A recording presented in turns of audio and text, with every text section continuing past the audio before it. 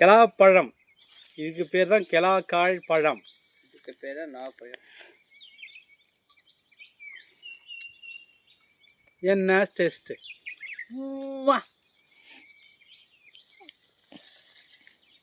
உங்களுக்கு வேணும்னா சொல்லுங்க, பறித்து பதமாக கொரியர் பண்ணி வைக்கிறேன் அப்படின்னு நினச்சிடாதீங்க.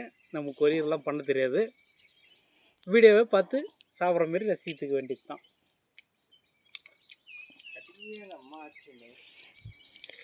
ஒன்று ஒன்றா பறித்து சாப்பிட்றது எவ்வளோ இதமாக இருக்குது தெரியுமா? இதாங்க எங்கள் வேப்பூர் சக்கரியோட கிலாக்கா பழத்தோட அருமை.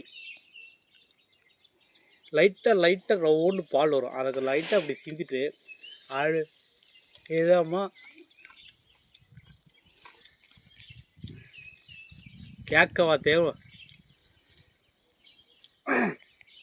ஆனால் பார்த்து பொறுமையாக கிழக்கு சைடில் காய் பறிக்கணுங்க. முள் இருக்குது, முள்ளுக்கெல்லாம் கொத்தாமல் பறித்து சாப்பிடணும், இல்லைன்னா முள் கீச்சிரும்.